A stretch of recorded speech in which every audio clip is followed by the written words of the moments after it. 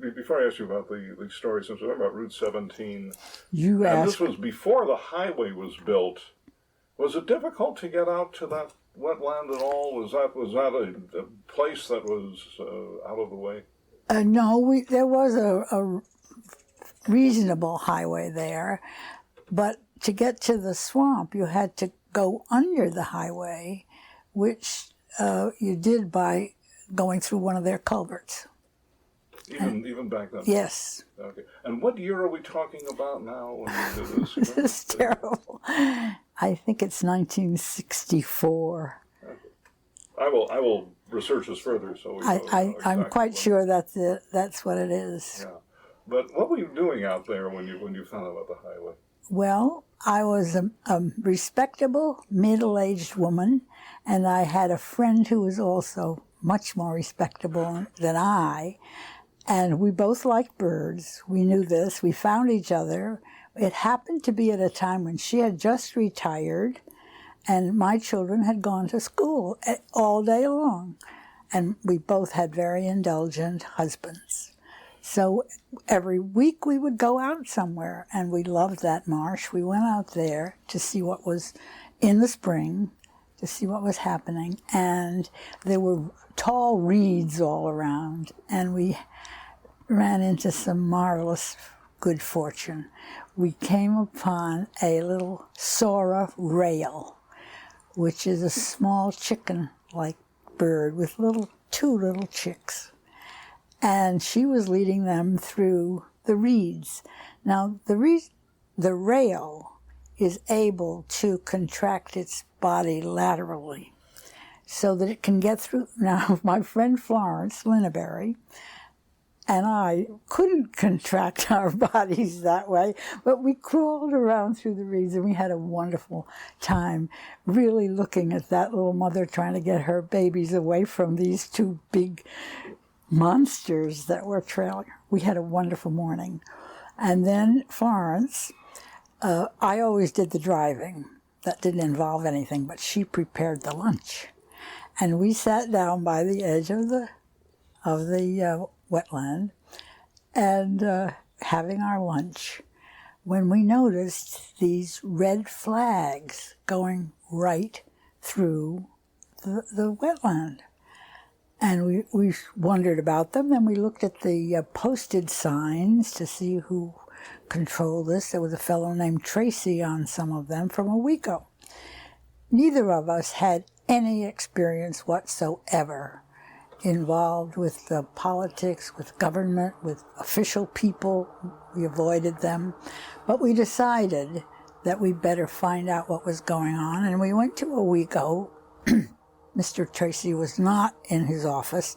We left him a note, and when we went back, he wrote us a polite note that we had come and telling us that there was going to be a road going through and what those flags were. So we knew that we had to do something about it. And we knew bird watching was not considered an important occupation at all. They didn't realize the money that was going to be involved. Right now, it's a multi-million-dollar business, but then it was not, and nobody knew what a Sora rail was. S-O-R-A, Sora rail. Nobody knows now. It's really a very special little bird.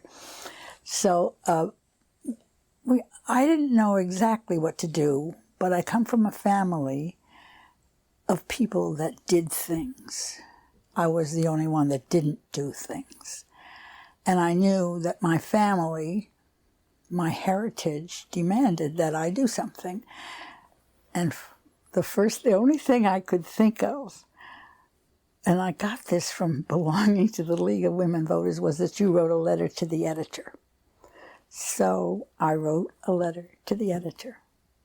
Mm-hmm. And, I was telling you before that I thought I had divine guidance because I was terrified, absolutely terrified. But there was a reporter in the paper that people just worshipped. Sportsmen did. Everybody will know his name. It was Frank Dolan.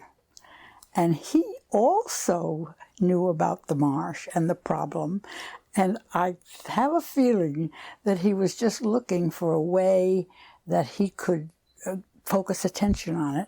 And along comes this person he never ever heard of, a female anyway, and I don't think he knew I was a middle-aged female.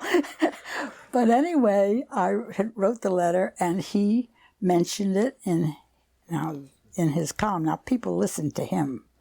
The sportsmen really reacted, and I began getting mail from sportsmen all around. Particularly, there was a group in Pennsylvania. They were not involved because the official organization that was building this road was called, at the time it was called the Department of Public Works. And in the state, it was similar to the Army Corps of Engineers. They had loads of money, loads of power. And I had no idea they were as important as they were, but that was where I had to write my letter. And these sportsmen write to so-and-so and giving me the address and telling me what to say. It was wonderful. So I did write some of these letters, and I wrote what was called the Department of Conservation, I think at the time. It had no money, no power, no nothing. They said, write the governor, write this and this, and then you write a letter. You say, we disapprove of this, there is this little bird there and all. And they write back and they say, thank you so much. We're so pleased when the public does react with what we're doing. Yes. So I got a lot of help. But after all, after you've written this and they've written you back, what have you got to say? They've said, thank you, we'll take it in. And you know very well they're not going to take it into consideration. They've already made their plans. So, but then they would write and say, you tell them that we have at least 2 families of wood duck nesting there. Or you tell them, it was a very, very dry summer. And one fellow said to me, you can tell them that the only place in that wetland where there's water now is exactly where their little flags are. They kept feeding us material. And if we ran out, that dear Frank Dolan, whom I never met, he would put a little something in and his following would rise to the occasion. Oh, they loved him. And of course, I began to be very fond of him too. I don't know what he thought of me. And my friend, Florence, was always with me and always encouraged me. And one time we even went to Hornell to see whoever was the head of in charge of the building, constructing an engineer there. And they treated us very politely. They got out some maps, and I think they were something like 9 feet by 3 feet high. We had no idea what section of the road this was, but I looked at Florence, and Florence, who is probably just the most polite and gentle and considerate person you could possibly think of. She also was very smart with arithmetic. And she used to do her own income tax. So I would look at her, and she's understanding, say I. I see this nodding going on. I thought, she's understanding. I'm not. I'm lost. I don't have any idea what he's showing us. But we both did this, and eventually they dismissed us. They were in a kind of building that reminded me of my old high school. We came out of the building, and we were walking down the long sidewalk that would take us to our car. And I said, Florence, did you know what? She said, I don't know east from west. You're the one that always knows where you are in the woods. I thought you knew where you were. I said, Florence, don't you dare laugh until we get in the car. And you keep talking to me if all you have to say is A, B, C, D, E. She said, A, B, C, D, E. And I said, 1, 2, 3, 4, 5. And we got ourselves in the car. And we really laughed so hard that we had to hold our bellies to keep from splitting, I think. And then we drove 3 hours back to Binghamton. I had never driven anywhere for 3 hours before. But that was that. We had gone, but we wrote another letter thanking them for their courtesy, but saying that we still felt, etc. It gave us another chance. And they wrote again, back again, thank you, and all so on. But finally, they said, would you like it if we sent an engineer down to see you? And we said we would. So we arranged to meet him at the swamp, right where the flags were. And down we went. We had these very strange-looking outfits that her husband had given us both on her birthday. They were khaki-colored coveralls underneath and a poncho on top, and we looked lovely. And we wore barn boots. And we went to meet this engineer. He was very impressed with our appearance. We called these outfits our birthday suits because he'd given them to us on her birthday. And we went there and we're talking to him. And I think he probably had had an argument with his wife or something. He was in a very nasty mood. We'd gone all summer with this correspondence back and forth, and down he comes. And my really considerate, lovely friend, so respectfully and so politely, said to him, now you see, what we thought would be nice would be if you would build the highway on the railroad track right next instead of right. He flew off the handle and said, lady, I didn't come all the way down here to hear what you want us to do. I came down here to tell you what we're going to do, and we're going to build that highway right where you see those flags. Well, I don't know. I just totally lost it. I felt this heat rush through my body, and I stamped my feet, and I said, I never heard of anything so stupid in my whole life. I said, here you have a very good highway proven with the railroad track, and you want to build your road right across a swamp. Everybody knows you never build a highway roadbed across a swamp. Dead silence. He looks up to the sky. I don't know where he thought he was going to get help. He didn't know I had help from up there. He said, suddenly, everyone's an engineer. He turned and left us, and we knew we had lost our chance. I had lost it by losing my temper that way. Well, he departed, and we had our lunch and looked around and felt very sad. And that was the fall, late fall. The following spring, we went to see what had happened. You know, was our rail back? Were they digging stuff up before the rail would get there? We went back, and the bulldozers were there ahead of us. And there was this young fellow. He was so young looking and so nice looking, and he was having a good time riding his big equipment. You know how they love that? And I said, you know, but the funny thing is, they're not down by the swamp. And I called it a swamp. And I think I'll go see what he has to say. So I wandered down, and he stopped. He was so very gentlemanly and so polite. And I said to him, he said, may I help you? And I said, well, I just wondered what you were doing. Well, he said, Route 17 is going to go through here, and we're building the roadbed. So I said, but where are you building it? Where are you going to go with it?